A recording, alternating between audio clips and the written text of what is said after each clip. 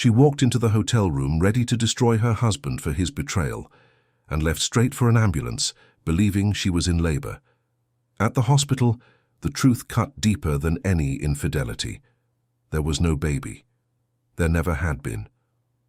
If you enjoy stories like this, watch until the end, subscribe to this channel, and leave a comment telling us where you're listening from.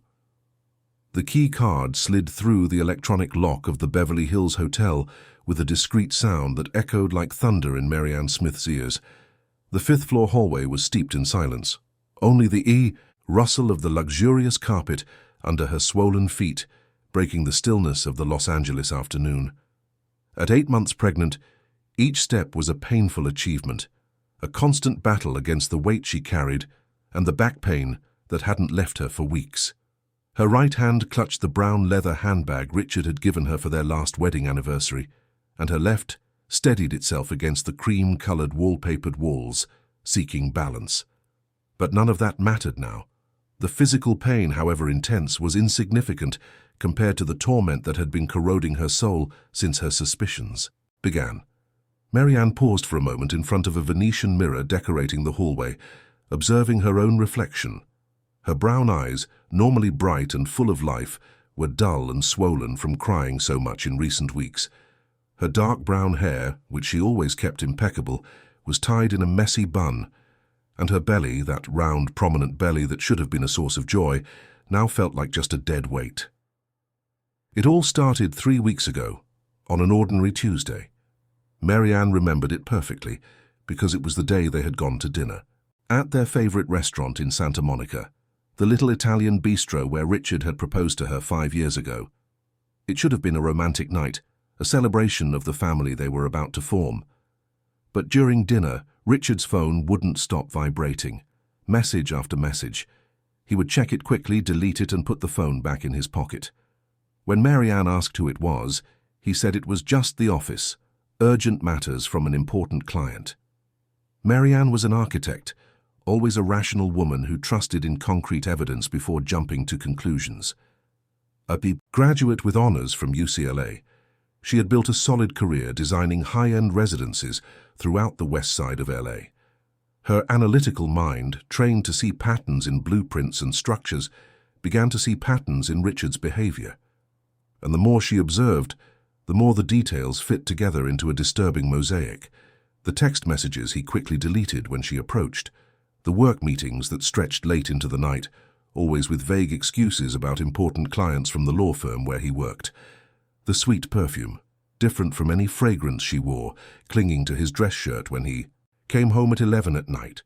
The calls he took out on the balcony, speaking in a low voice, always saying it was work. And most of all, the emotional distance that grew between them just when they should have been closest, preparing for the arrival of their first child.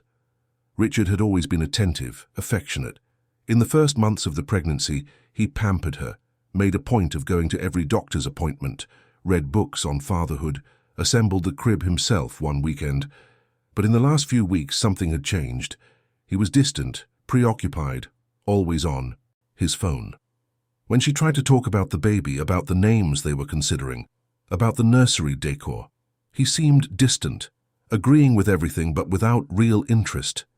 The pregnancy had messed with Marianne's hormones, with her emotions, turning her into someone she barely recognized in the mirror. She cried over anything, felt vulnerable, insecure. She had nightmares where Richard left her, where she raised the child alone. She would wake up in the middle of the night, drenched in a cold sweat, and Richard would be sleeping soundly beside her, oblivious to her suffering. And then, last week, she found a receipt in the pocket of Richard's jacket for a dinner for 3 at Spago, one of the most expensive and sophisticated restaurants in Beverly Hills. The bill was nearly $1,000. Expensive French wine, refined appetizers, desserts. A romantic dinner, clearly. But for 3 people, she and Richard hadn't gone anywhere in recent weeks.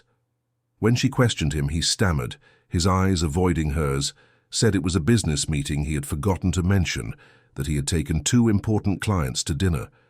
But Marianne knew her husband. She knew every micro-expression on his face, every tone of his voice. and she knew with a certainty that ached in her chest that he was lying. That's when she started to really investigate. She hated herself for it, felt like one of those pathetic wives from a soap opera, checking her husband's phone, following his steps. But she couldn't stop. The need to know the truth was stronger than her dignity. She checked his car's GPS history, saw routes to Orange County, to the Valley, to places that made no sense if he was going to the office or meeting clients. She created a fake social media profile to monitor his movements, to see who he interacted with. And last Thursday, when Richard said he had an urgent meeting that would run late, Mary Ann did something she never imagined she would do. She took a cab and followed him. She saw him enter the Beverly Hills Hotel, one of the most luxurious hotels in LA. She waited on the street, hidden behind a newsstand, watching the entrance. He didn't come out for 3 hours. 3 hours in a luxury hotel in the middle of a Thursday afternoon.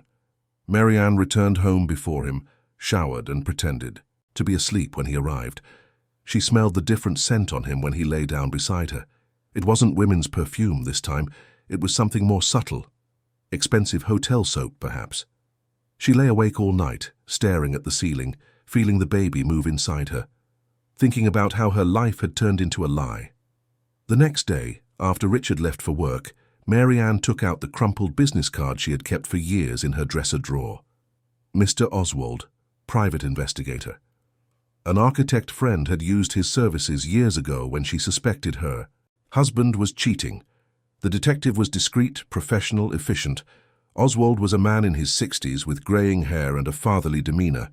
He received Mary Ann in his small office in mid-Wilshire, offered her water, said he understood what she was going through, that he had seen dozens of similar cases. He asked for photos of Richard, addresses, schedules, phone numbers. He said he would have answers in a week. It took only 3 days. The call came this morning, while Mary Ann was on the balcony of her Santa Monica apartment, looking at the ocean and trying not to think about what she might discover. Mr. Oswald's voice was deep, professional, but Mary Ann detected a note of compassion when he said they needed to talk in person. They met at a discreet bakery in Beverly Hills. Oswald opened a manila folder and placed a series of photographs on the table. Richard entering the Beverly Hills Hotel. Richard in the hotel elevator. And the most painful of all, Richard opening a hotel room door and being greeted by 2 women. One brunette, one blonde. Both beautiful, elegant, well-dressed. 2, Mary Ann had whispered, feeling nausea rise in her throat. There are 2 of them. Oswald confirmed that Richard had met with the same 2 women on 3 different occasions in the past week, always at the same hotel, always at the same time, between 3 and 6 in the afternoon. He had managed to find out that the room was registered in the name of one of the women, the blonde, but couldn't get any more information than that. Mary Ann thanked him, paid what she owed, and left the bakery, stumbling. She went to the beach, sat on a bench facing the sea, and cried. She cried for everything she had lost, for the trust, for the illusion of a happy marriage, for the family she imagined building. The baby kicked violently, and Mary Ann placed a hand on her belly, murmuring apologies to the innocent child who was not to blame for any of this. But the tears soon gave way to anger, a burning, purifying anger. How dare he? How dare he destroy everything they had built? She was 8 months pregnant, carrying his child, feeling ugly and uncomfortable, while he was having fun with 2 lovers in a luxury hotel. The humiliation was so profound that she wanted to scream, to break things, to make Richard feel the same pain she was feeling. This morning, Richard had said, as usual, that he had an important meeting. He kissed Mary Ann on the forehead, said he would be back for dinner, and asked her to rest.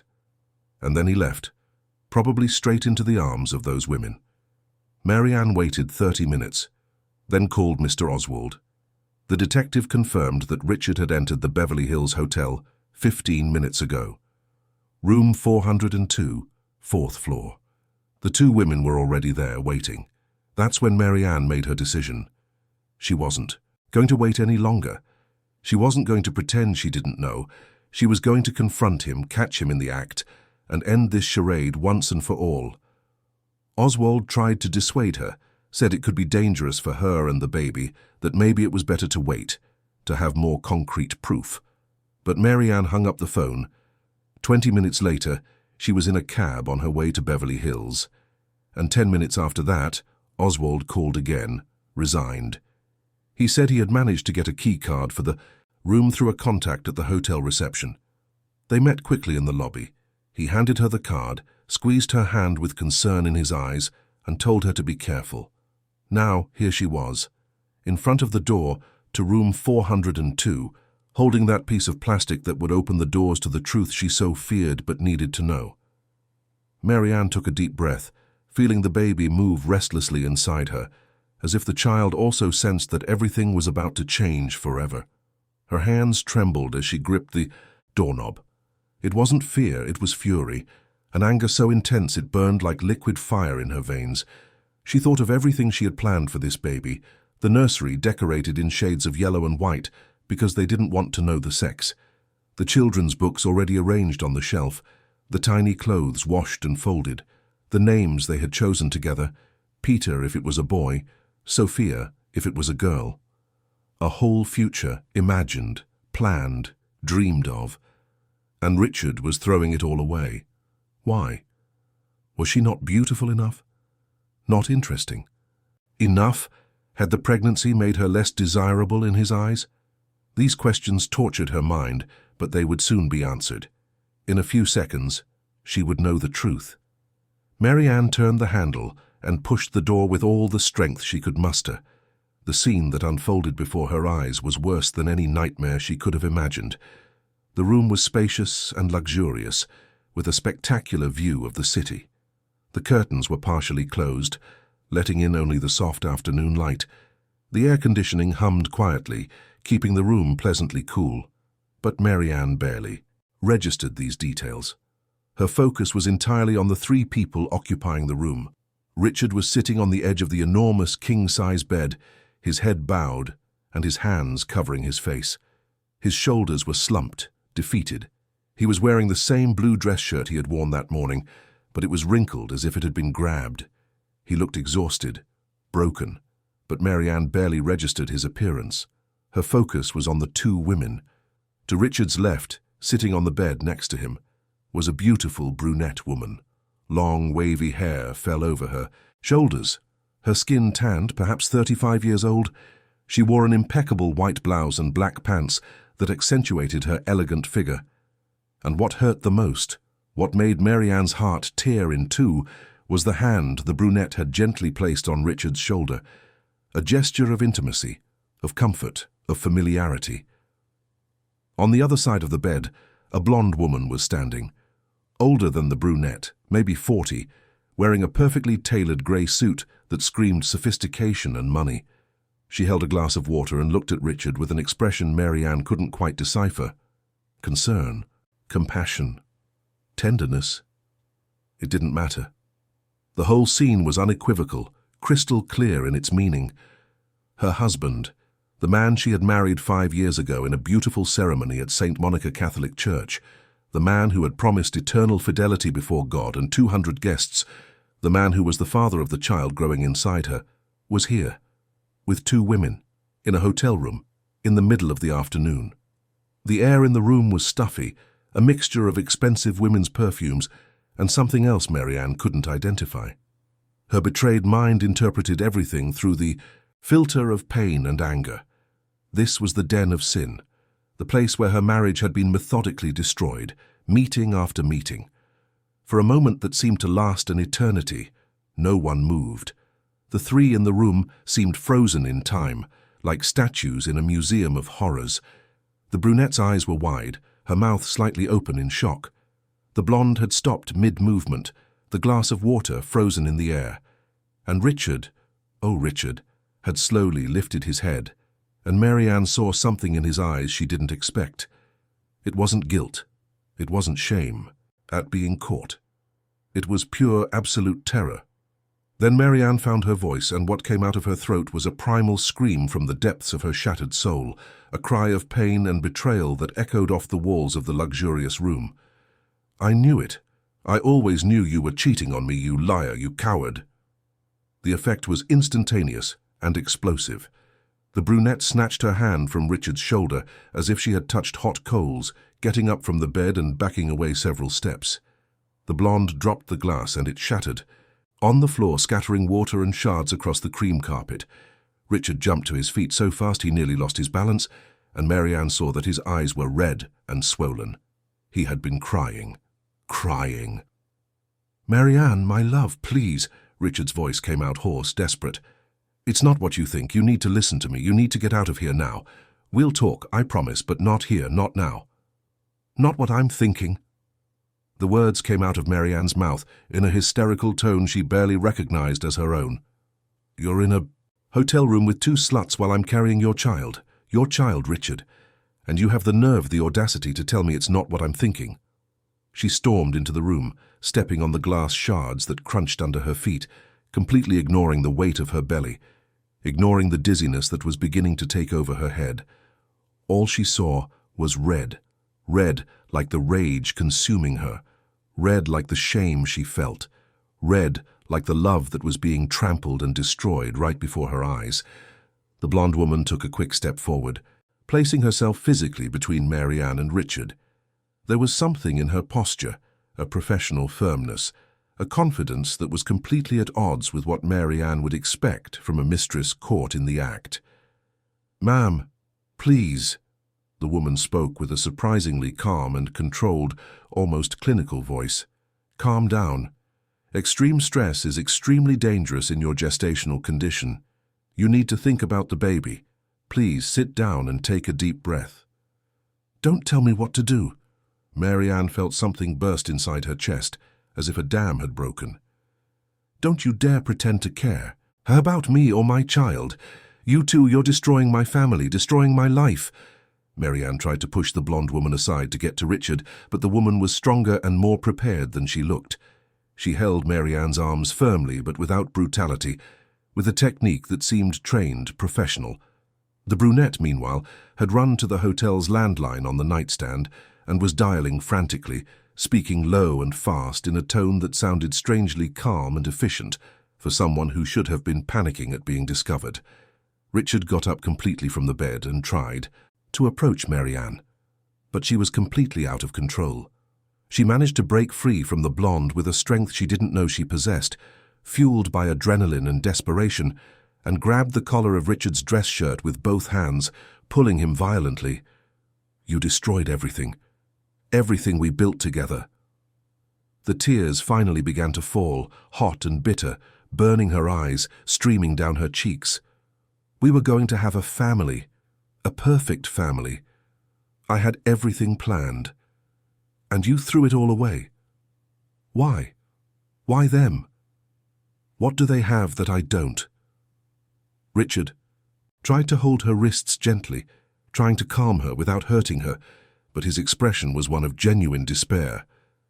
"Stop, Marianne, please, for God's sake. You're going to hurt yourself. You're going to hurt the baby. Please, my love, you need to calm down." The baby. Yes, the baby. The innocent child who was in no way to blame for this sordid situation. Marianne abruptly let go of Richard and brought both hands to her belly, as if she could physically protect her child from all this madness, from all this emotional chaos. And it was at that precise moment that the pain came. Not the emotional pain that was already tearing her apart inside like sharp claws, but a physical, sharp, cutting pain like a knife, which started in her lower abdomen and radiated to her spine like a lightning bolt. Marianne doubled over, a scream escaping her lips. The pain was unlike anything she had ever felt. It was intense, excruciating, as if something inside her was violently rupturing, tearing apart. "The baby," she managed to gasp between moans of pain, her voice a hoarse and frightened whisper. "Richard, the baby. Something is very wrong. It hurts so much." And then she felt it. A warm, wet dampness running down her legs, soaking her navy blue maternity pants. She looked down in growing horror and saw the wet stain spreading rapidly across the fabric. Her water, her amniotic sac, had broken. The baby was coming. Here now, in this hotel room, in this moment of confrontation and absolute chaos. The panic that gripped the room was instantaneous and total. All the accusations of betrayal, all the accumulated anger, all the explanations that could have been given, everything was momentarily forgotten and swept aside in the face of the absolute medical emergency. Richard caught her before she completely fell to the floor, his strong, familiar arms supporting her weight with ease, lowering her gently onto the carpet. "Call an ambulance, now!" he yelled at the two women, his voice breaking completely with despair and fear. "My God, call now, she's having the baby!" Mary Ann, through the increasingly thick fog of pain that clouded her vision and reasoning, saw the brunette already with the phone to her ear, speaking with almost military efficiency, giving the hotel address, the room number, describing the situation with a medical precision that seemed impossible, almost rehearsed. The blonde, in turn, had knelt beside Mary Ann with surprising dexterity, checking her pulse with firm, experienced fingers, looking deep into her eyes with a technical focus that absolutely did not match the expected reaction of a panicking mistress. "Don't let them touch my son," Mary Ann whispered, with what little strength she had left, feeling her consciousness begin to slip through her fingers like fine sand. "Don't let those women touch my baby." The darkness began to envelop her like a heavy, suffocating cloak, pulling her down, but before she completely surrendered to the void that called to her, she heard Richard's voice, broken, desperate, laden with an emotion she could no longer process, repeating like an anguished mantra, "Hang on, my love. Hang on tight. The ambulance is coming. I'm here with you. I've always been here. Always." Consciousness returned in disjointed and confusing fragments, like pieces of an impossible puzzle that stubbornly refused to fit into any logical order. First came the lights, white, intensely cold ceiling lights rushing past overhead, blurred and distorted by the rapid movement. Then the sounds, the sharp, piercing wail of the ambulance siren cutting through the Los Angeles air, mixed with male and female voices shouting incomprehensible medical codes she couldn't possibly understand. Blood pressure dropping rapidly, heart rate highly irregular, possible placental abruption, prepare for an emergency C-section. Mary Ann desperately tried to open her eyes completely, to force her eyelids to obey her commands, but they weighed like solid lead, refusing to cooperate. She felt Richard's large, familiar hand holding hers, with an almost desperate force, so tight it almost hurt. His fingers intertwined with hers as if he feared she might disappear if he let go. But she didn't want him to let go, no matter what he had done, no matter the betrayal she was sure she had witnessed. In that specific moment of absolute terror and total vulnerability, she desperately needed that tangible anchor to reality. "My baby," she tried to say, with all the strength she could muster, but her voice came out as only a faint, almost inaudible murmur. "Save my baby. Please, save my son. Easy, my flower." Richard's voice was completely hoarse, thick with an intense emotion she had rarely heard from him. "The doctors are going to take very good care of you, of both of you. I solemnly promise everything will be okay. Just hang on a little longer."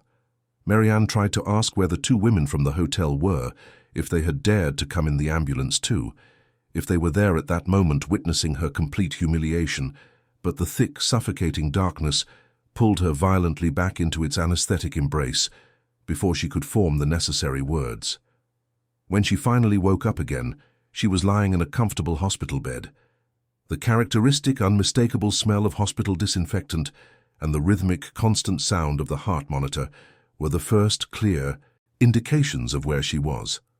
Mary Ann blinked several times in a row, trying hard to focus her blurry vision. The room was private and spacious, with walls painted a soft cream color and a large, wide window through which the golden light of the California sunset streamed in. Through the window, she could see the distant, iconic silhouette of the Hollywood sign, seemingly indifferent to the human drama unfolding below. Her hands flew instinctively and automatically to her belly. Absolute panic hit her like a brutal punch to the stomach when she felt that it was completely empty. Totally, absolutely empty. Where there had once been the prominent round curve of an advanced pregnancy, there was now only the disconcerting softness of relaxed abdominal muscles and loose skin. The initial shock was so intense and overwhelming that for a long moment she literally couldn't breathe, her diaphragm paralyzed by terror. "My baby," she whispered initially, but her voice quickly gained volume and growing desperation with each syllable. "My baby. Where is my baby? What did they do with my son?" She tried to sit up abruptly in bed, but her body simply wouldn't cooperate, feeling like it was made of heavy and flexible concrete. Her limbs didn't respond properly to her brain's frantic commands. She had painful IV lines in both arms, and several wires connected her firmly to the electronic monitors beside the bed. An intense wave of nausea hit her violently, but she ignored it completely, forcing herself with all her will to sit up against her body's resistance. The room door opened slowly, and Richard entered cautiously. Marianne almost didn't recognize him at first. He looked like he had aged a full decade in the last few hours. He had deep, dark circles under his eyes, his unshaven beard giving him a disheveled appearance, his dress shirt completely wrinkled and stained. But it was the devastating expression on his face that truly frightened her. It was absolutely not the radiant expression of a proud new father. It was the tortured expression of someone reluctantly going to a funeral. "Richard," she began, her voice trembling violently and breaking. "The baby, please, for the love of God, tell me our baby is okay. Tell me he was born healthy, that he's in the NICU but he's going to be fine." He paused hesitantly at the foot of the hospital bed, opening his mouth several times as if to say something important, but no sound would come out. His own hands were visibly shaking. And then, to Marianne's absolute and growing horror, the two women from the hotel entered silently behind him, gently closing the door. Fury exploded instantly within her like a violent volcano erupting. "What are they doing here?" Marianne hissed furiously, desperately trying to rip the painful IV lines from her arms. "Where is my son? What have you done with my son? Did you steal him? Did you kidnap my baby?" The accusation was completely absurd. She recognized that even as the words tumbled uncontrollably from her mouth, but an absolutely irrational fear had taken complete control of her disturbed mind. She simply couldn't think clearly or logically. All she knew for sure was that her baby was no longer in her belly. And these two intrusive women, these destroyers who had devastated her marriage, were paradoxically here, in the hospital room, when they should have been far, far away from her and her family. Richard quickly took a decisive step forward, his hands outstretched in a clearly placating and conciliatory gesture. "Mary, my love, please, calm down immediately. You really need to listen calmly to what they have to say. It's extremely important." "I don't need to hear a single thing from these shameless sluts," Marianne screamed with all her might, feeling hot tears of uncontrollable anger and paralyzing fear stream down her face. "I want my son now. I want to see my baby immediately. Bring my son to me now." The elegant blonde calmly took a measured step forward. Now, under the clinical and mercilessly revealing fluorescent hospital light, Marianne finally noticed specific details she had completely missed in the romantic dimness of the hotel room. The woman wore an official ID badge hanging from a thin silver chain around her neck. Marianne forced her blurry, tear-filled eyes to focus with determination on the small letters written there. Dr. Helen Taylor, specialist in obstetric psychiatry, Cedars-Sinai Medical Center, CA license 52478. Psychiatry. Marianne's confused brain desperately tried to process this unexpected information, but it just didn't make any logical sense. Why on earth would her husband be secretly meeting with a psychiatrist in a luxurious hotel room? The beautiful brunette next to her also had a similar ID badge hanging. Marianne forced herself to read it. Julianne Sanders, Senior Social Worker, Los Angeles County Department of Health Services, Employee ID 8.745. "Mrs. Marianne Smith," Dr. Taylor began formally, her professional voice maintaining that persistently calm and controlled tone she had used earlier at the hotel. "My full name is Helen Taylor. I am a psychiatrist specializing in perinatal and postpartum mental health. This professional beside me is Julianne Sanders, a licensed social worker. We really need to speak with you urgently about a very delicate and important medical matter." Marianne looked confusedly at Richard, then at the two professional women. then again at her. Completely empty and painfully flat belly. Absolutely nothing about this bizarre situation made any rational sense. "I honestly don't understand anything," she said, her voice breaking pathetically. "Where exactly is my baby? Someone here, please. Tell me now where my son is. Was he born? Is he in an incubator? Were there any complications? Please." Richard sat carefully on the edge of the hospital bed, taking her hand with infinite delicacy and disconcerting tenderness. His brown eyes were completely full of unshed tears, shining dangerously under the fluorescent light. "Mary, my deepest love, you absolutely need to listen to me, with your full attention. This is going to be extremely difficult to hear and process, but you need to trust me completely right now." Trust. The specific word sounded bitter and acidic in Mary Ann's mouth. "How can you honestly ask for my blind trust after what I clearly saw with my own eyes? You were intimate with these two women in a hotel room." "I know perfectly well how that looked," Richard said, his voice completely choked with emotion. "I know exactly what you thought, the worst possible thing. But I swear on everything that is most sacred in this world, Mary, I was absolutely not cheating on you in any way. I would never cheat on you, never. These two women here are not my mistresses in any way. They are extremely qualified medical professionals that I hired specifically to help you." "Help me?" Mary Ann let out a completely hysterical and broken laugh. "Help me with what exactly?" "With what, Richard?" Dr. Taylor made a discreet, professional signal to Julianne, who promptly turned on a modern, portable ultrasound machine that was strategically positioned on a metal cart next to the bed. Mary Ann looked at the familiar medical device with a disconcerting mix of growing confusion and paralyzing fear. "What are you doing now?" she asked nervously, instinctively trying to pull away. "Don't touch me." "Mrs. Smith," the experienced doctor said softly but firmly, "what happened so traumatically at the hotel was not real labor in any way. There was no true rupture of the amniotic sac." Mary Ann literally froze. "What are you saying? I felt it perfectly. The water running down my legs, the intense pain. All of that was real. What you physically felt was severe urinary incontinence brought on directly by the extreme emotional stress of the violent confrontation," the doctor explained patiently, carefully applying cold conductive gel to Mary Ann's still slightly distended belly. "And the sharp pain you felt were severe abdominal muscle spasms, also primarily caused by intense psychological stress. They were absolutely not legitimate labor contractions." "That makes no logical sense." Mary Ann shook her head violently in denial. "I am 8 months pregnant. I know perfectly well that I am.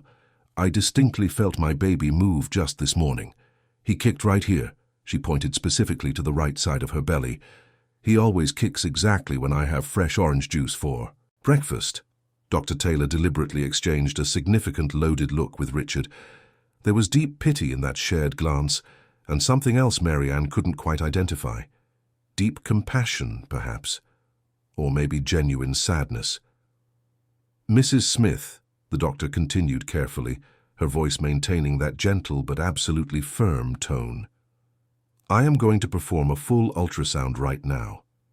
But before I begin, I absolutely need you to prepare yourself mentally for what we are going to find on the screen, or rather for what we will definitely not find there." Mary Ann's heart immediately began to beat completely out of sync, and rapidly.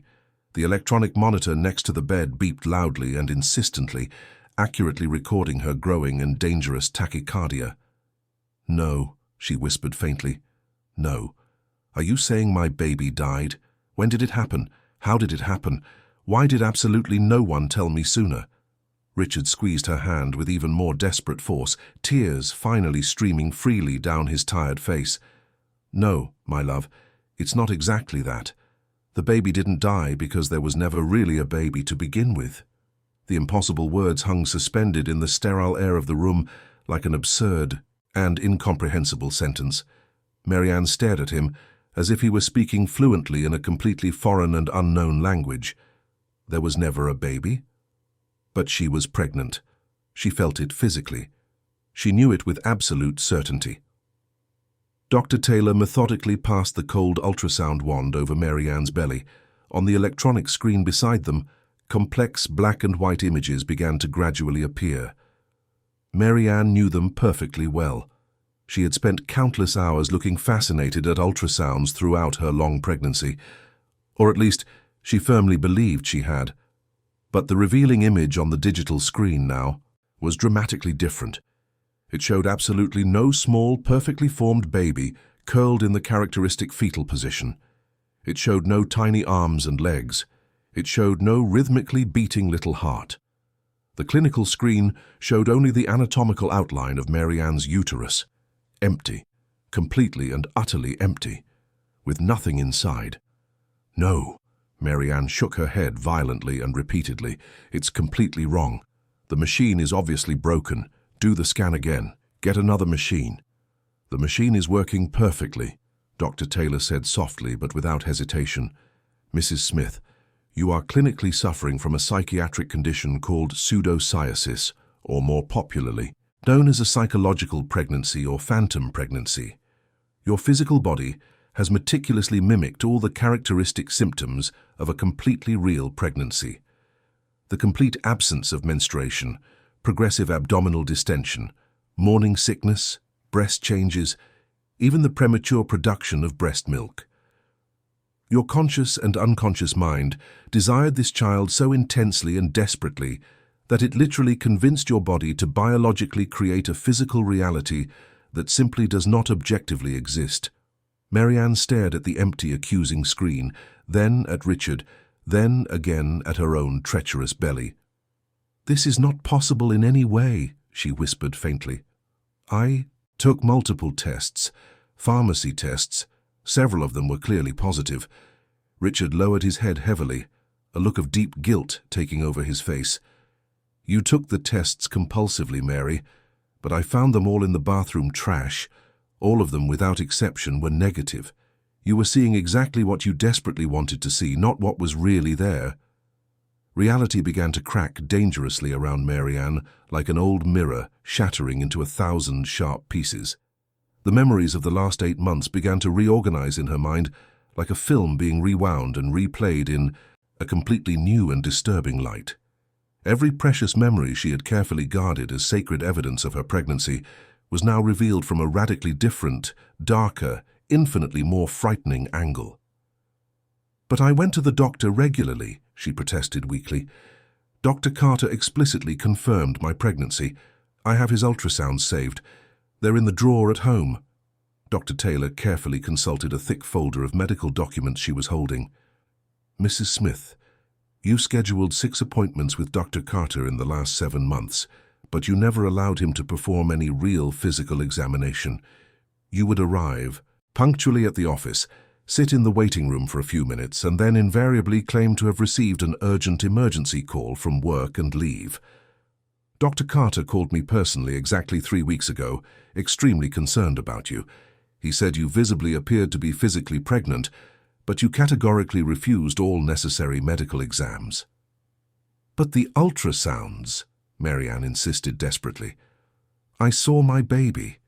I saw the tiny fingers, the face, the beating heart." Richard gently took out his phone and opened the photo gallery. "You showed me these images, Mary. You said they were from your ultrasound. But when I zoomed in to get a better look, I realized they were pictures from the internet, generic ultrasound images you had downloaded. When I gently questioned you, you got so angry with me, so deeply hurt, that I didn't press it further. I initially thought maybe it was just normal pregnancy anxiety." Julianne, the social worker, who had remained silent and discreet until then, finally approached carefully with a well-organized folder of official documents. "May I share some important information?" she asked gently, and Marianne nodded weakly, not really sure what she was agreeing to. Julianne professionally opened the folder and carefully removed some official papers. They were formal medical reports. Marianne immediately recognized the official letterhead of LA County General Hospital. She clearly recognized the dates. They were from 2 years ago, a terribly painful period. "In April of 2023, Julianne began, in a soft but perfectly clear voice, "you tragically suffered a complicated ectopic pregnancy that resulted in the emergency surgical removal of your right fallopian tube. In June of the same year, you hopefully became pregnant again, but unfortunately suffered a devastating miscarriage at 12 weeks gestation. The following November, another painful miscarriage, this time at only 8 weeks, and in February of last year, specialists formally diagnosed that due to permanent complications from the previous pregnancies and the tubal surgery, your actual chances of carrying a healthy pregnancy to term were extremely reduced, almost improbable. Each clinical word was like a deep, painful stab. Marianne remembered. God, how vividly she remembered the devastating pain of the successive losses, the emotional void that each failed pregnancy left behind, the way her heart broke a little more irreparably each time she saw a negative pregnancy test, or even worse, a promising, positive test that inevitably ended in heavy bleeding and deep grief a few weeks later.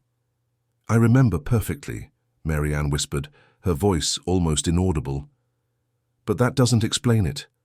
I was pregnant now. This time was genuinely different from all the others." Richard hugged her carefully, as if she were made of fragile glass that could break at any moment. "Mary, you weren't really pregnant. In June of this year, you had your menstrual period completely normally. I remember clearly because we went to your sister Francesca's birthday party in Palm Springs together, and you had bad menstrual cramps. But after that, in July, you suddenly started saying you were feeling constantly nauseous in the morning, that you firmly believed you might be pregnant again." The truth was finally being revealed, painful layer by painful layer, and Marianne simply didn't know if she could bear its crushing weight. The pregnancy tests. She remembered so clearly seeing those 2 pink lines, but had she really seen them? Or had her brain filled in the gaps, creating the image she so desperately wanted to see? Marianne closed her eyes, trying to recapture the memory with precision, but it was like trying to hold water in her hands. The harder she tried, the more the memory slipped away, leaving only doubt and confusion. Richard and Dr. Taylor exchanged another of those meaningful glances. It was Richard who spoke, his voice so gentle it hurt. "Mary, you bought 5 tests," Richard corrected softly. "They all came back negative. I found them in the bathroom trash. But when I asked, you showed me 1 test that you said had been positive. Except when I looked, Mary, there was only 1 line I tried to show you, but you insisted there were 2. You got so angry with me for questioning it, so hurt that I dropped it. I thought maybe you'd misread it out of anxiety, that next month when your period came, it would all be resolved." "But it didn't come," Marianne murmured. "My period never came." Dr. Taylor consulted her own folder. "Pseudocyesis can cause amenorrhea, the absence of menstruation. Your body was producing hormones in response to the psychological desire, creating real physical symptoms.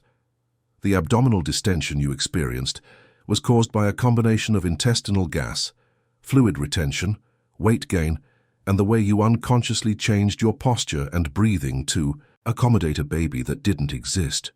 Marianne looked at her own belly. It was still swollen, still looked pregnant. "How can this be?" she asked, touching the stretched skin. "If there's no baby, why is my belly like this?" "Your abdominal muscles relaxed, allowing your internal organs to redistribute," the doctor explained. "You gained weight, there's fluid retention, and your mind was commanding your body to conform to the image it had created. With the proper treatment, both psychological and physical, your belly will gradually return to normal." The tears began to fall freely now. They weren't tears of anger, but of a deep, overwhelming grief. Marianne was crying for the loss of a child who never existed. She was crying for her own sanity. She was crying for the suffering she had caused Richard. "I accused you of cheating," she sobbed against his chest. "I called you horrible things. I thought you were destroying me when in fact you were trying to save me." Richard held her tighter, his own sobs shaking his body. "I didn't know how to help you, Mary. When I found out the truth 3 weeks ago, when I found those blood tests you had hidden, the ones that showed you weren't pregnant, I panicked. I sought out Dr. Taylor because I was scared. Scared of what would happen when the supposed due date arrived and there was no baby. Scared you would hurt yourself. Scared of losing you." Dr. Taylor pulled a chair and sat beside the bed. "Your husband came to me in desperation, Marianne. He showed me evidence of the pseudopsoriasis, the lies about doctors' appointments, the ultrasounds you claimed to have but never brought home, the way you avoided him coming to appointments with you, always with excuses that the Times didn't work with his job. I explained that confronting you directly could cause a severe psychotic break, that we needed a careful, planned approach. That's why we were at the hotel, Richard continued. Not to cheat on you, Mary, but to plan an intervention. Dr. Taylor brought Julianne because cases of pseudopsoriasis often need support from social services, especially when there's a risk of the person harming themselves when reality finally sets in. We were discussing how to bring you to the hospital safely, how to help you accept the truth without destroying you in the process. But I ruined everything, Marianne whispered. I showed up, I made a scene, I caused the exact breakdown you were trying to prevent. What's done is done, Dr. Taylor said. The important thing now is treatment. Pseudopsoriasis isn't just a psychological issue, though that's a large part of it. There are also physical and hormonal aspects that need to be addressed. You'll need psychiatric follow-up, psychotherapy, possibly medication to regulate your hormones and help with the anxiety and depression that often accompany this condition. Marianne nodded slowly, still processing everything. Each revelation was like peeling back layers of an onion, each one more painful than the last. But there was still one question burning in her mind. Why? She asked, looking at Richard. Why did this happen to me? Why would my mind do this? Dr. Taylor and Richard exchanged glances again. It was Julianne who answered, her voice full of compassion. You went through multiple pregnancy losses in a short period of time, Marianne. Each of those losses was a trauma. And when the doctors said your chances of having a baby were minimal, that was another devastating blow. But you and Richard wanted children so badly. You had a nursery planned. In your new home, you had names picked out. You had dreams and hopes. When all of that was threatened, your mind found a way to protect you from the pain. By creating a fake pregnancy, Marianne concluded bitterly. What wonderful protection. Now not only do I not have the baby, but I've also lost my sanity. You haven't lost your sanity, Dr. Taylor said firmly. You had a psychological reaction to severe trauma. This is treatable. You will recover, but it will take time, and it will require a lot of support. Marianne looked at Richard, really looked at him for the first time since waking up in the hospital. She saw the love in his eyes despite everything. She saw the exhaustion, the worry, but also the hope. Do you still love me? She asked, her voice small and scared. Even after all this? Even knowing that I'm broken? Richard took her face in his hands, forcing her to look into his eyes. You're not broken, Mary. You're hurt. There's a difference. And yes, I love you. I will always love you. We're going to get through this together. Maybe one day we'll be able to have children, whether biologically or through adoption, or maybe not. But what I know for sure is that I want you, only you. That's enough for me. The words broke Marianne's last resistance. She allowed herself to truly cry then, not for the losses of the past, not for the imaginary baby, but for the present, for the husband she had unjustly accused, for the uncertain future that awaited them, for the long and difficult journey of healing that was just beginning. 6 months later, Marianne was sitting on the balcony of her Santa Monica apartment, watching the sunset paint the LA sky with shades of orange and pink. The sea breeze carried the scent of salt and freedom, so different from the stuffy, closed air of that hospital room where her life had split in two. Before and after, before the truth, after the revelation. Her phone vibrated on the glass table next to the rocking chair. It was a message from Richard, still at the office, saying he'd be home in an hour and asking if she wanted him to pick up Thai food on the way. Marianne smiled, a small but genuine smile, and replied, yes, pad Thai as always. The first few months after leaving the hospital had been the hardest of her life. The reality of the pseudopsoriasis had been a devastating blow not only to her psyche, but to her entire sense of identity. Who was she if she couldn't trust her own mind? If her eyes deceived her, if her memories were fabrications, how could she be sure of anything? Dr. Taylor had been a constant presence in those dark days. Therapy sessions 3 times a week initially, then 2, now 1. Each session was like peeling another layer of the onion, revealing traumas and pains Marianne didn't even know she carried. The pressure she put on herself to be perfect, the need for control that stemmed from a childhood with absent parents, the deep fear of disappointing the people she loved, and above all, the unprocessed grief for the lost pregnancies.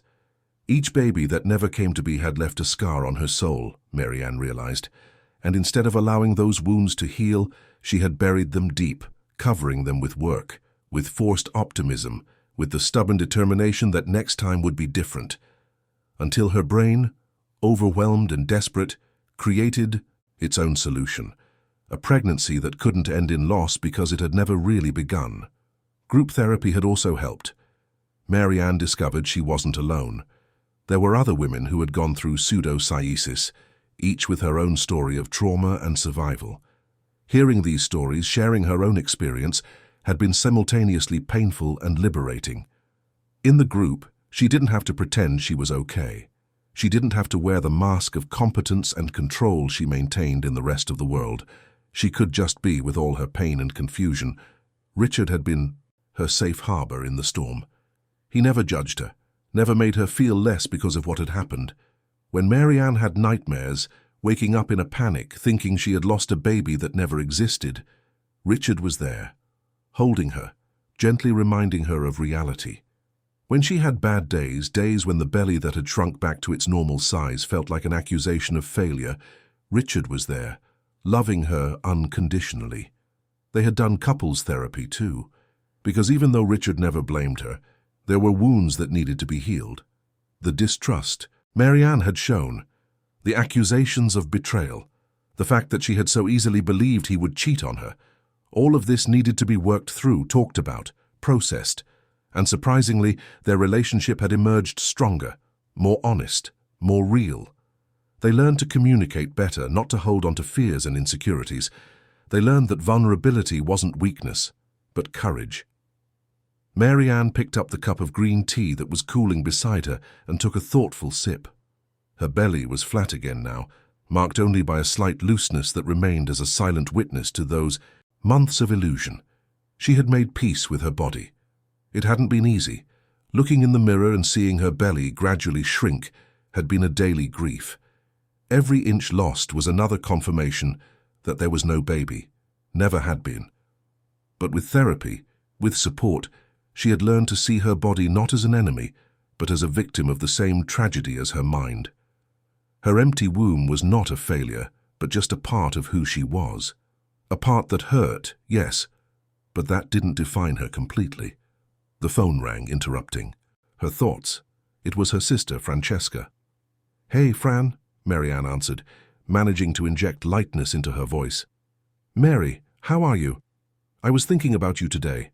I wanted to know if you and Richard want to come for dinner here on Saturday. Nothing special, just family." Marianne hesitated. Family gatherings had become complicated. Francesca had 2 small children, and while Marianne loved them, being around them still hurt in a way she was learning to manage, but not eliminate. But she also knew that isolating herself wasn't the answer. "Of course, Fran, we'll bring dessert. Perfect. And Mary." Francesca's voice softened. "I know it's still hard sometimes, but I'm so proud of you. The way you're handling everything. You're the strongest person I know." "Strong?" Marianne repeated the word mentally after she hung up. She didn't feel strong. Most days, she felt like a fraud, someone pretending to be okay when inside there was still so much chaos. But Dr. Taylor always reminded her that strength wasn't the absence of pain or fear. Strength was continuing, even when it hurts. It was getting up every morning and choosing to live, to heal, to try. And Marianne was trying. Some days were easier than others. There were days when she saw a pregnant woman on the street and could genuinely smile, happy for that stranger. And there were days when she saw a pregnant woman and had to turn away, take a deep breath, and let the wave of pain pass. What mattered, she was learning, was that even on the bad days she was no longer alone in this. She had Richard. She had Dr. Taylor. She had her support group. She had Francesca and her family. She had even developed an unlikely friendship with Julianne, the social worker, who occasionally invited her for coffee and conversations about anything but pregnancy and motherhood. The apartment door opened and Richard walked in, carrying bags of Thai food and a bouquet of sunflowers, Mary Ann's favorite flowers. "For the most beautiful woman in Los Angeles," he said, handing her the flowers with a kiss on the cheek. "Flatterer," Mary Ann laughed, but accepted the flowers with pleasure. "How was work?" "Long, tiring, but now I'm home with you, so everything's fine." They set the table together, a familiar dance of plates and cutlery. As they ate, they talked about his day at the law firm, about the new architecture project Mary Ann had started working on, her first venture since returning to work 3 months ago. "Oh, I forgot to tell you," Richard said between bites of pad thai. "Dr. Taylor texted me today. She wanted to know how you're feeling about the possibility of eventually maybe considering other options." Mary Ann knew what he was referring to. Adoption, surrogacy. Options they had begun to discuss in therapy, but that Mary Ann still didn't feel ready to seriously explore. "I don't know, Rich," she admitted. "Part of me still wants to believe that one day I'll be able to get pregnant for real and carry it to term. But another part of me is scared that if I get pregnant again, I won't be able to trust the pregnancy itself. Scared that I'll become paranoid, constantly checking if it's real or another illusion." Richard took her hand across the table. "We don't have to decide anything now. There's no rush. If you want to try again eventually, we'll try. If you decide you don't want to go through that again, that's okay too. And if we want to explore other ways of having a family or even decide we don't want children at all of that is valid. What matters is that we're in this together." The words brought tears to Mary Ann's eyes, but they were tears of gratitude, not sadness. How lucky was she to have found this man who endured unfair accusations, who planned an intervention when he could have just given up on her, who stood by her during every painful step of her recovery. "I love you," she said simply. "I know I say it every day, but I need you to know. I love you more than anything, more than the idea of having children, more than my dreams of motherhood. You are my family, Richard. You are enough." They finished dinner in a comfortable silence, then moved to the couch, where they cuddled up to watch a movie. But halfway through, Mary Ann realized she wasn't really paying attention. Her mind was wandering, reflecting on the journey she had made in the last 6 months. She thought about that terrible day in the hospital when her world fell apart. She thought about how she was sure she would never recover, that her life was over. But here she was 6 months later, still standing, still fighting, still breathing, still loving. Healing wasn't linear, Dr. Taylor always said. There were advances and setbacks, good days and bad days, but the general trend was upward, forward, toward the light. And Mary Ann could feel it. She could feel herself becoming stronger, more whole, more herself with each passing day. She still had nightmares occasionally. She still had days when sadness engulfed her like a wave. But she also had days of genuine joy, days when she laughed until her stomach hurt, days when she felt grateful to be alive, to have this second chance. And maybe, just maybe, one day she would be ready to try again, to open her heart to the possibility of motherhood in whatever form it took. Or maybe not. Maybe she would discover that her life was already complete and meaningful as it was. There was no right or wrong way. There was only her path, unique and valid. When the movie ended and they went to bed, Richard was already snoring softly when Mary Ann finally allowed herself to sleep.